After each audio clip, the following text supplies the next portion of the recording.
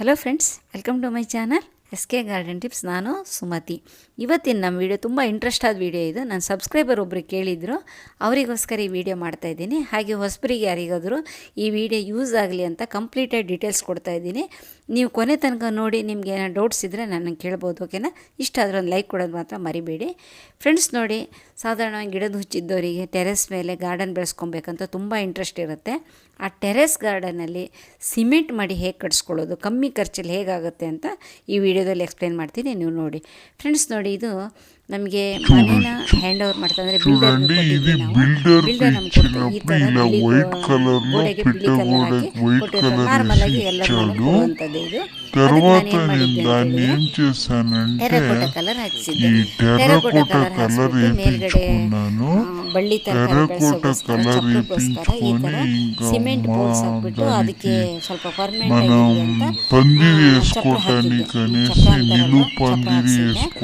ಆಮೇಲೆ ಗಿಡ ನೆಡ್ಬೇಕಂತ ಹೇಳಿದಾಗ ನನಗೊಂದು ಐಡಿಯಾ ಬಂತು. ಏನಂತ ಹೇಳಿದ್ರೆ, ನಾವು ಸ್ವಲ್ಪ ಸಿಮೆಂಟ್ ತೊಟ್ಟಿ ಥರ ಕಟ್ಸ್ಕೊಂಡ್ರೆ ಹೇಗಿರುತ್ತೆ ಅಂದರೆ, ಸಿಮೆಂಟ್ ಮಡಿ ಕಟ್ಸ್ಕೊಂಡ್ರೆ ಹೇಗಿರುತ್ತೆ, ಅದರಲ್ಲಿ ನಮಗೆ ದೊಡ್ಡ ದೊಡ್ಡ ಹಣ್ಣಿನ ಗಿಡ ಎಲ್ಲ ಹಾಕ್ಬೋದು, ತುಂಬ ಚೆನ್ನಾಗಿ ಬೆಳೀತಲ್ಲ ಅಂತ ಒಂದು ಐಡಿಯಾ ಬಂದುಬಿಟ್ಟು ಈ ಸೈಡ್ ಎಲ್ ಶೇಪಲ್ಲಿ ಒಂದು ಸಿಮೆಂಟ್ ಮಡಿ ಕಟ್ಸ್ಕೊಳ್ಳೋಣ ಅಂತ ಪ್ಲ್ಯಾನ್ ಮಾಡಿ ಮೇಸ್ತ್ರಿ ಹತ್ರ ಕೇಳಿದಾಗ ಇದಕ್ಕೆ ಒಂದು 20,000-25,000 ಆಗುತ್ತೆ. ಅಂದರೆ ಸ್ವಲ್ಪ ನಾನು ದೊಡ್ಡ ಸೈಜಲ್ಲಿ ಮಾಡಿಸಿದ್ದಕ್ಕೋಸ್ಕರ ನೀವೇ ಬೇಕಾದ್ರೆ ಸ್ವಲ್ಪ ಸಣ್ಣ ಸೈಜಲ್ಲಿ ಕೂಡ ಮಾಡಿಸ್ಕೊಬೋದು.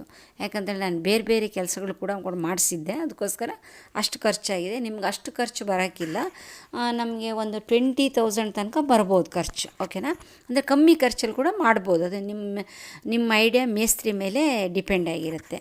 ಆಮೇಲೆ ನಾನು ಹೇಳಿದ್ನಲ್ಲ, ಇದಕ್ಕೆ ಮೇಲ್ಗಡೆ ಪೋಲ್ಸಿಗೆ ನಾನು ಏನು ಮಾಡಿದ್ದೀನಿ ಅಂಥೇಳಿ ಅಲ್ಲಲ್ಲಿ 3 ಫೀಟಿಂದು ಚಪ್ರಕ್ಕೋಸ್ಕರ ಇದು ಮಾಡಿಸಿದ್ದು. ಅದು ಮಧ್ಯದೊಳಗೆ ನೆಟ್ಟು ಕಟ್ಕೊಂಡ್ರೆ ಏನಾಗುತ್ತೆ ಅಂದರೆ, ನಮಗೆ ಈ ಬಳ್ಳಿಗಳೆಲ್ಲ ಹಬ್ಬಕ್ಕೆ ಈಸಿ ಆಗುತ್ತೆ ಅಂತ ಪ್ಲ್ಯಾನ್ ಮಾಡ್ಕೊಂಡಿದ್ದೆ ಫಸ್ಟು. ಹಾಗೆ ಕೆಳಗಡೆ ಸಿಮೆಂಟ್ ತೊಟ್ಟಿ ಕಟ್ಟಿ ಕೂಡ ಇದು ಯೂಸ್ ಆಗುತ್ತೆ ಅಂತ ನನ್ನ ಐಡಿಯಾ ಇತ್ತು. ಅದಕ್ಕೋಸ್ಕರ ಅಲ್ಲೇ ನಾನು ಸಿಮೆಂಟ್ ತೊಟ್ಟಿ ಕಟ್ಟೋಕ್ಕೆ ಪ್ಲ್ಯಾನ್ ಮಾಡಿಕೊಂಡೆ.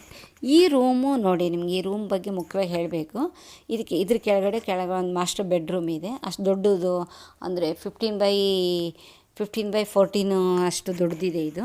ಇದನ್ನು ನಾವು ಫಸ್ಟ್ ಒಂದು ರೂಮ್ ಮಾಡಬೇಕು ಅಂದ್ಕೊಂಡಿದ್ವಿ, ಆದರೆ ಬಾತ್ರೂಮ್ ಕಟ್ಸಿರಲಿಲ್ಲ. ಇದಕ್ಕೆ ಮೇಲ್ಗಡೆ ಟೆರೆಸ್ ಮೇಲೆ ಬಾತ್ರೂಮ್ ಇಲ್ಲ. ಏನು ರೂಮ್ ಕಟ್ಸಿದ್ರೆ ವೇಸ್ಟ್ ಆಗುತ್ತೆ ಅಂತ ಹೇಳ್ಬಿಟ್ಟು ಏನು ಮಾಡಿದ್ವಿ ಅಂದರೆ, ಮೇಲ್ಗಡೆ ಶೀಟ್ ಹಾಕಿಬಿಟ್ಟು ಕೆಳಗಡೆ ಎಲ್ಲ ಸ್ವಲ್ಪ ಗಿಡ ಎಲ್ಲ ನೆಟ್ಬಿಟ್ಟು ಚೆನ್ನಾಗಿ ಅಂದರೆ ಈ ಶೇಡ್ ಲವ್ ಪ್ಲ್ಯಾಂಟ್ಸ್ ಇರುತ್ತಲ್ಲ, ಅದನ್ನೆಲ್ಲ ಬೆಳೆಸೋಣ ಅಂತ ಪ್ಲ್ಯಾನ್ ಮಾಡಿದ್ವಿ. ಆಮೇಲೆ ಮತ್ತೇನೋ ಇದಾಯಿತು ಅಂದರೆ, ಬಟ್ಟೆ ಒಣಸೋಕ್ಕೆ ಜಾಗ ಇರಲ್ಲ. ಈ ದೊಡ್ಡ ದೊಡ್ಡ ಬಿಲ್ಡಿಂಗ್ ಕಟ್ತಾ ನಾವು ಎಲ್ಲಿ ಮೋಸ ಹೋಗ್ತೀವಿ ಅಂದರೆ, ಬಟ್ಟೆ ಒಣಸೋಕ್ಕೆ ಜಾಗ ಕೊಟ್ಟಿರಲ್ಲ. ಆದರೆ ನಾವು ಪ್ಲ್ಯಾನ್ ಮಾಡಿದ್ದು ಫಸ್ಟಿಂದನೂ ಬಟ್ಟೆ ಒಣಸೋಕ್ಕಾಗುತ್ತೆ ಅಂತಲೇ ಇಲ್ಲಿ ರೂಮ್ ಕ್ಯಾನ್ಸಲ್ ಆದ ತಕ್ಷಣ ಬಟ್ಟೆ ಒಣಸೋಕ್ಕಂತಲೇ ಮೇಲ್ಗಡೆ ಶೀಟ್ ಹಾಕ್ಬಿಟ್ಟು ಇದು ಮಾಡಿದ್ವಿ ಇಲ್ಲಿ. ಅಂದರೆ ನಮಗೆ ಬಟ್ಟೆ ಒಣಸೋಕ್ಕೆ ಪ್ರಾಬ್ಲಮ್ ಇಲ್ಲ. ಎಷ್ಟೇ ಹೆವಿ ರೈನ್ಸ್ ಬರಲಿ, ಏನೇ ಆಗಲಿ, ನಮಗೆ ಇಲ್ಲಿ ನೀರು ಬರೋಲ್ಲ, ಚೆನ್ನಾಗಿ ಬಟ್ಟೆ ಒಣಗುತ್ತೆ. ಇಲ್ಲ ಅಂತೇಳಿದ್ರೆ ಮನೆಯೊಳಗೆ ಹಾಕ್ಕೊತ ಇರಬೇಕಾಗುತ್ತೆ, ತುಂಬ ಕಷ್ಟ ಆಗುತ್ತೆ. ಅದಕ್ಕೆ ಹೊಸದಾಗಿ ಮನೆ ಕಟ್ಸ್ಕೊಳ್ಳೋರು ಯಾರು ಇದ್ದರೆ ಮಾತ್ರ ಈ ಥರ ಪ್ಲ್ಯಾನ್ ಮಾಡ್ಕೊಳ್ಳಿ ನೀವು, ಓಕೆನಾ? ಈ ಬೀರುವ ನಾನು ಯಾಕೆ ಹಾಕಿ, ಹಳೇದು ಬೀರುವ ಆದರೆ ಯಾಕೆ ಇಟ್ಟಿದ್ದೀನಿ ಇಲ್ಲಿ ಅಂದರೆ, ಇಲ್ಲಿ ಇಟ್ಬಿಟ್ಟು ಅದಕ್ಕೆ ಅದರೊಳಗೆ ಗೊಬ್ಬರ ಆಗಲಿ ಬೀಜ ಆಗಲಿ ನನಗೆ ಬೇಕಾದ ಐಟಮ್ಸ್ ಎಲ್ಲ ಇಡೋಣ ಅಂತ ಪ್ಲ್ಯಾನ್ ಇತ್ತು ಆವಾಗ ಫಸ್ಟ್ ಸ್ಟಾರ್ಟಿಂಗಲ್ಲಿ. ಆದರೆ ಕೆಲಸ ಮಾಡ್ತಾಯಿದ್ದೆ, ಈ ಫ್ಯಾಬ್ರಿಕೇಷನ್ ವರ್ಕ್ ಮಾಡ್ತಾಯಿದ್ದವ್ರು ಏನು ಮಾಡಿದ್ರು ಅಂದರೆ, ಅದ್ರ ಮೇಲೆಲ್ಲ ಹತ್ತಿ ಹಾರಿ ಎಲ್ಲ ಇದು ಮಾಡಿ ಅದೆಲ್ಲ ಮುರಿದು ಹಾಕಿದ್ರು. ಆಮೇಲೆ ಅದನ್ನ ನಾನು ಹೊರಗಡೆ ಬಿಸಾಕ್ಬಿಟ್ಟೆ. ಇವಾಗ ಸದ್ಯಕ್ಕೆ ಅದಿಲ್ಲ ನಮಗೆ, ಓಕೆನಾ? ಇದು ನೋಡಿ, ಟೆರೆಸ್ ಗಾರ್ಡನ್ ಮಾಡಬೇಕಾದವ್ರು ಇನ್ನೊಂದು ಮುಖ್ಯವಾಗಿ ನೋಡಬೇಕಾದ್ದು ವಾಟ್ರ್ ಎಲ್ಲಿಂದ ತಂದ್ಕೊಬೇಕು ಅಂತ. ತುಂಬ ಜನ ಏನು ಮಾಡ್ತಾರೆ ಅಂದರೆ, ಈ ಟೆರೆಸ್ ಮೇಲೇ ವಾಟ್ರದ್ದು ಅದು ಡಬ್ಬ ಇಟ್ಟಿರ್ತಾರೆ. ಆವಾಗ ಏನಾಗುತ್ತೆ ಅಂದರೆ, ನಮ್ಗೆ ನೀರು ಹಾಕೋಕ್ಕೆ ಅನುಕೂಲ ಆಗೋಲ್ಲ. ಆವಾಗ ಏನು ಮಾಡಬೇಕು, ಮತ್ತು ಅದನ್ನ ಹೈಟ್ ಮಾಡಿ ಇಡಬೇಕಾಗತ್ತೆ. ಅದಕ್ಕೆ ನಾವು ಫಸ್ಟೇ ಕನ್ಸ್ಟ್ರಕ್ಷನ್ ಆಗ್ತಾನೆ ಅದ್ರ ಮೇಲೆ ಇದ್ರ ಕೆಳಗಡೆ ಡೋರ್ ಇದೆ, ಒಳಗೆ ನೋಡಿ ಡೋರು, ಅಂದರೆ ಒಳಗಡೆಯಿಂದ ಹೊರಗೆ ಟೆರೆಸ್ ಗಾರ್ಡನ್ ಬರೋದು, ಅದರ ಮೇಲೆ ನಾವು ಟ್ಯಾಂಕ್ ಇಡಿಸ್ಬಿಟ್ಟಿದ್ದೀವಿ. ಆವಾಗ ಏನಾಗುತ್ತೆ ಅಂದರೆ ಪ್ರೆಷರ್ ಬರುತ್ತೆ ನೀರು, ಓಕೆನಾ? ಇನ್ನೊಂದು ಟೆರೆಸ್ ಗಾರ್ಡನ್ ಮಾಡೋರು ನೋಡಬೇಕಾದ್ದು ದಿಕ್ಕು ಯಾವ ಕಡೆ ಇದೆ ಅಂತ. ಇದು ನಾನು ತೋರಿಸ್ತಿದ್ದೀನಿ ನೋಡಿ, ಆ ಸೈಡಿಗೆ ಈಸ್ಟು ವೆಸ್ಟು, ಸೌತು ನಾರ್ತ್. ಇದು ನಾರ್ತ್ ಸೈಡು. ಯಾವಾಗಲೇ ಆಗಲಿ ಈಸ್ಟ್ ವೆಸ್ಟ್ ಸೈಡಿಗೆ ನಾವು ಗಿಡ ಇಟ್ಟರೆ ಅಷ್ಟು ಚೆನ್ನಾಗಿ ಇದಾಗಲ್ಲ. ಅದ್ರ ಫೇಸು ಸೌತು ನಾರ್ತಿಗಿರ್ಬೇಕು. ನಾನು ಗಿಡ ಇಟ್ಟಿದ್ದು ನಿಮಗೆ ಆಮೇಲೆ ತೋರಿಸ್ತೀನಿ, ನಾನು ನಿಮಗೆ ಲಾಸ್ಟಲ್ಲಿ ಅವ ನಿಮ್ಮ ಐಡಿಯಾ ಬರುತ್ತೆ. ಓಕೆನಾ. ಆಮೇಲೆ ಇನ್ನೊಂದು ಯಾಕೆ ಹಾಗೆ ಅಂಥೇಳಿ ಒಂದು ಡೌಟ್ ಬಂದಿರ್ಬೋದು, ಅದು ನಿಮಗೆ ಇನ್ನೊಂದು ವೀಡಿಯೋದಲ್ಲಿ ಯಾವಾಗಲಾದ್ರೂ ಎಕ್ಸ್ಪ್ಲೇನ್ ಮಾಡ್ತೀನಿ, ಇವಾಗ ಅದು ತುಂಬ ಲಾಂಗ್ ಆಗಿ ಹೋಗುತ್ತೆ. ಓಕೆನಾ. ಸರಿ, ಇದು ನೋಡಿ, ಇದು ಸಿಮೆಂಟ್ ಸ್ಟ್ರಕ್ಚರ್ ಮಾಡ್ತಾ ಹೇಗೆ ಪ್ಲ್ಯಾನ್ ಮಾಡಬೇಕಂತ ಹೇಳ್ತೀನಿ ನಾನು ನಿಮಗೆ. ಯಾವಾಗಲೇ ಆಗಲಿ ಟೆರೆಸ್ ಮೇಲಿಂದ ನಾವು ಬೇಸ್ ಮಾಡ್ಕೊಬಾರ್ದು, ಅದ್ರ ಮೇಲೆ ಸ್ವಲ್ಪ ಹೈಟಿಗೆ ಇಟ್ಬೇಕು. ನೋಡಿ, ನಾನು 1 ಫೀಟಷ್ಟು ಕೆಳಗಡೆ ಪ್ಲೇಸ್ ಬಿಟ್ಬಿಟ್ಟಿದ್ದೀನಿ. ಆವಾಗ ಏನಾಗುತ್ತೆ ಅಂದರೆ ನಮ್ಮ ಟೆರೆಸ್ಸಿಗೆ ಯಾವುದೇ ಥರದ್ದು ಪ್ರಾಬ್ಲಮ್, ನೀರು ಹಿಂಗೆ ಪ್ರಾಬ್ಲಮ್ ಇರಲ್ಲ, ಸೇಫಾಗಿ ಇರುತ್ತೆ.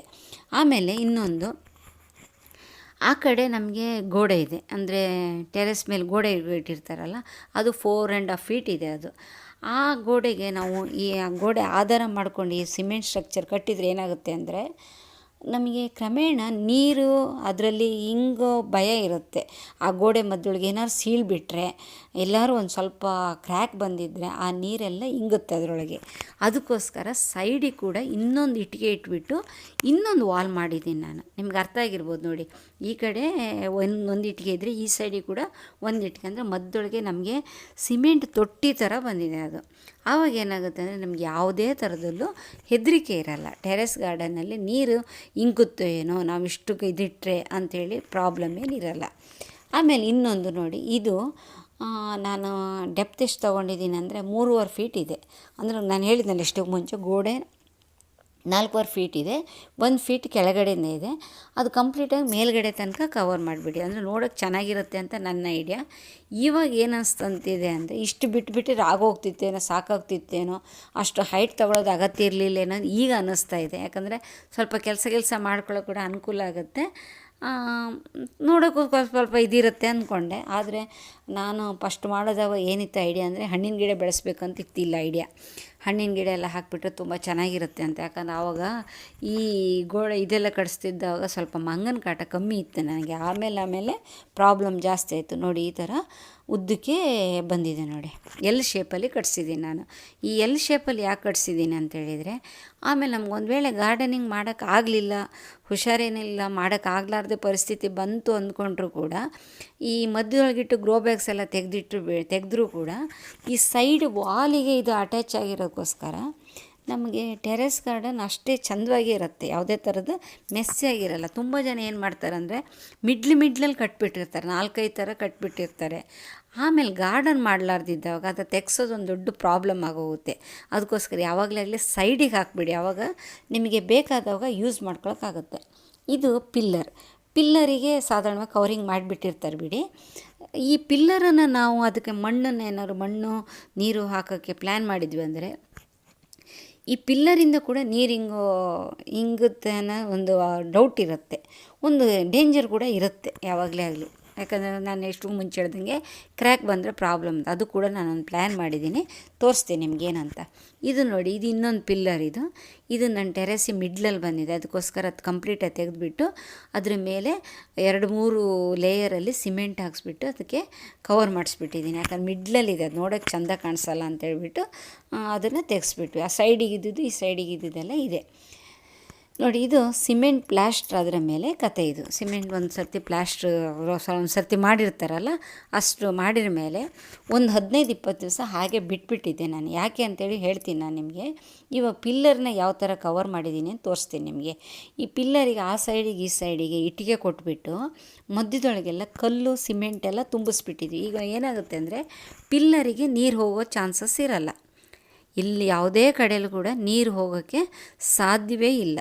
ಅಂದರೆ ಅದು ಎಷ್ಟು ವರ್ಷ ನಾವು ಮಣ್ಣು ನೀರು ಹಾಕಿದರೂ ಕೂಡ ನಮ್ಮ ಬಿಲ್ಡಿಂಗಿಗೆ ಯಾವುದೇ ಥರದ ಪ್ರಾಬ್ಲಮ್ ಇರಲ್ಲ. ಈಗ ನೋಡಿ, ನೀರು ಇದರಲ್ಲೆಲ್ಲ ನಿಂತಿದೆ, ಮಳೆಗಾಲದಲ್ಲಿ ಕಟ್ಸಿದ್ದಿದ್ದು. ಯಾಕಂದ್ರೆ ಮಳೆಗಾಲದಲ್ಲೇ ಕಟ್ಸ್ಬೇಕಿಂಥದ್ದೆಲ್ಲ. ಅದು ಆದಾಗ ಏನಾಗುತ್ತೆ ಅಂದರೆ, ನಮಗೆ ಈಸಿ ಆಗುತ್ತೆ. ನಮಗೆಲ್ಲಾದರೂ ಸೋರುತ್ತಾ ಅಂದರೆ, ಅದು ಸೋರೋದೇನಾದ್ರು ಲೀಕೇಜ್ ಇದ್ದರೆ ಪ್ರಾಬ್ಲಮ್ ಗೊತ್ತಾಗುತ್ತೆ. ನೋಡಿ, ಈಗ ಎಲ್ಲೆಲ್ಲಿ ಲೀಕೇಜ್ ಇದೆ ಕಾಣಿಸ್ತಾ ಇದೆ ನಿಮಗೆ. ಈ ಲೀಕೇಜ್ ಇದ್ದಾಗ ಏನಾಗುತ್ತೆ ಅಂದರೆ, ಆಮೇಲೆ ನೆಕ್ಸ್ಟ್ ಇನ್ನೊಂದು ಸರ್ತಿ ನಾವು ಅಲ್ಲೆಲ್ಲಿ ಜಾಸ್ತಿ ಸಿಮೆಂಟ್ ಎಲ್ಲ ಹಾಕ್ಬಿಟ್ಟು ಕ್ಲೀನಾಗಿ ಮಾಡಿಸ್ಕೊಬೋದು.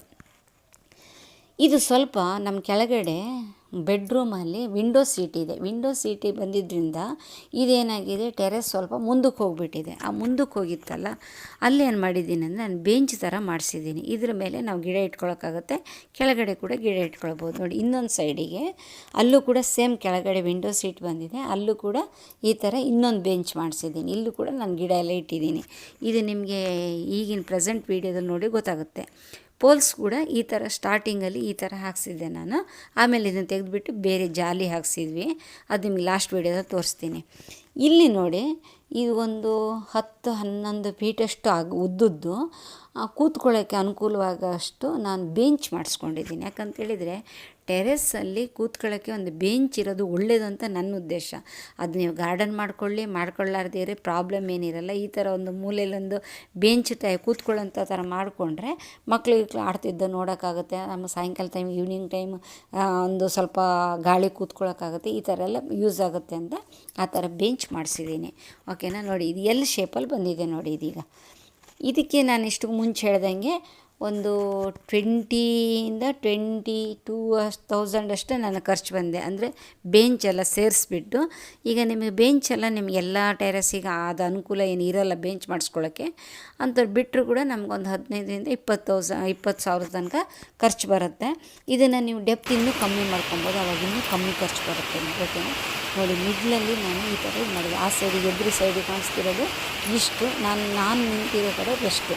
ಈ ಥರ ಗಿಡ ಇಟ್ಟಾಗ ಏನಾಗುತ್ತೆ ಅಂದರೆ ನಮಗೆ ಈಸ್ಟಿಂದ ಸೂರ್ಯ ಬಂದಾಗ ನೆರಳು ಗಿಡದ ಮೇಲೆ, ಒಂದು ಗಿಡದ ಮೇಲೆ ನೆರಳು ಇನ್ನೊಂದು ಗಿಡಕ್ಕೆ ಬೀಳುತ್ತೆ. ಬೆಸ್ಟ್ ಬಂದಾಗ ಒಂದು ಗಿಡದ ನೆರಳು ಇನ್ನೊಂದು ಗಿಡದ ಮೇಲೆ ಬೀಳೋದ್ರಿಂದ ನಮಗೆ ಬಿಸಿಲು ಸರಿಯಾಗಿ ಜಾಸ್ತಿ ಬೀಳಲ್ಲ ಗಿಡದ ಮೇಲೆ. ಅದಕ್ಕೆ ಇಷ್ಟು ನೋಡಿ ನಾವು ಗಿಡ ಇಡಬೇಕು. ಓಕೆನಾ? ಸರಿ, ಇದು ಇವಾಗ ಪ್ರೆಸೆಂಟ್ ಇದ್ದಿದ್ದು ಇದು ನಮಗೆ ಟೆರೆಸ್ ಗಾರ್ಡನ್ ಸ್ಟಾರ್ಟ್ ಮಾಡಿದಾಗ ಹೀಗಿತ್ತು ನೋಡಿ. ಇವಾಗೆಲ್ಲ ಜಾಲಿ ಎಲ್ಲ ಕಂಪ್ಲೀಟಾಗಿ ಜಾಲಿ ಮಾಡಿಸ್ಬಿಟ್ಟಿದ್ದೀನಿ. ನೋಡಿ, ಈ ಸಿಮೆಂಟು ಸ್ಟ್ರಕ್ಚರ್ ಹೇಗಿದೆ ಅಂತ ನೋಡಿದ್ದೀನಿ. ಇವಾಗ ಇದ್ರ ಮೇಲೆ ಇನ್ನೂ ರಂಗೋಲಿ ಬರುತ್ತೆ. ರಂಗೋಲಿ ಬಂದ ಮೇಲೆ ಅದನ್ನು ನಿಮಗೆ ಅಪ್ಡೇಟ್ ಕೊಡ್ತೀನಿ ನಾನು. ಓಕೆನಾ? ಈ ಸೈಡಿಗೆಲ್ಲ ನಾವು ಏನು ಮಾಡಿದ್ದೀನಿ, ನೆಟ್ ಕಟ್ಟಿದ್ದೀನಿ. ಇವಾಗ ನೆಟ್ ಕಟ್ಟಿರೋದ್ರಿಂದ ಈ ಬಳ್ಳಿ ಎಲ್ಲ ಹಬ್ಬಕ್ಕೆ ಈಸಿ ಆಗುತ್ತೆ. ಮೇಲ್ಗಡೆ ಹೇಗಿದ್ರು ಜಾಲಿ ಇದಕ್ಕೋಸ್ಕರ ಜಾಲಿಗೆ ಹಬ್ಬಕ್ಕೆ ಈ ಸೈಡಿಗೆಲ್ಲ ಕೂಡ ನಾನು ಕಂಪ್ಲೀಟಾಗಿ ಮಂಗಳ ಬಾರ್ದಿದ್ದಂಗೆ ಅದನ್ನ ಪಂಜರ ಥರ ಮಾಡಿಸ್ಬಿಟ್ಟಿದ್ದೀನಿ ನಾನು ಟೆರೆಸಿಗೆ. ಇಷ್ಟೆಲ್ಲ ಬೇಕಾಗಿಲ್ಲ ಬಿಡಿ ನಿಮಗೆ ಯಾವುದೇ ಗಾರ್ಡನಿಗೆ. ಯಾಕಂದರೆ ಎಲ್ಲರಿಗೂ ಮಂಗನ ಕಾಟ ಇರೋಲ್ಲ. ಈ ಮಂಗನ ಕಾಟ ಇರೋರಿಗೆ ಮಾತ್ರ ತಪ್ಪಿದೆಯಲ್ಲ. ಇದಕ್ಕೆ ಈ ಖರ್ಚು ಇದೆಲ್ಲ ಇನ್ನೊಂದು ವೀಡಿಯೋ ಬೇಕಾಗಿ ಕೇಳಿ ನಾನು ಹೇಳ್ತೀನಿ ಇದಕ್ಕೆ ಎಷ್ಟು ಖರ್ಚು ಆಯ್ತು ಅಂತ. ಇದು ಫ್ರೆಂಡ್ಸ್ ಇವತ್ತಿನ ನನ್ನ ವೀಡಿಯೋ. ನಾನು ಟೆರೆಸ್ ಗಾರ್ಡನಲ್ಲಿ ಯಾವ ಥರ ಸಿಮೆಂಟ್ ತೊಟ್ಟಿ ಕಟ್ಟಿಸಿದ್ದೆ, ಯಾತಕ್ಕೋಸ್ಕರ ಕಟ್ಟಿಸಿದ್ದೆ, ಹೇಗೆ ಕಟ್ಟಿಸಿದ್ದೆ ಅಂತ ನಿಮಗೆ ಕಂಪ್ಲೀಟಾಗಿ ಅರ್ಥ ಆಗಿರ್ಬೋದು. ನಿಮಗೇನೋ ಡೌಟ್ಸ್ ಬಂದರೆ ನನ್ನ ಕಾಮೆಂಟಲ್ಲಿ ಕೇಳಿ ನಾನು ಹೇಳ್ತೀನಿ. ಹಾಗೆ ನಿಮಗೆ ಈ ವಿಡಿಯೋ ಇಷ್ಟ ಆದರೆ ಒಂದು ಲೈಕ್ ಕೊಡಿ. ನೆಕ್ಸ್ಟ್ ಒಳ್ಳೆ ವೀಡಿಯೋದಲ್ಲಿ ಬರ್ತೀನಿ ಫ್ರೆಂಡ್ಸ್. ಅಲ್ಲಿ ತನಕ ಟೇಕ್ ಕೇರ್, ಬಾಯ್ ಬಾಯ್.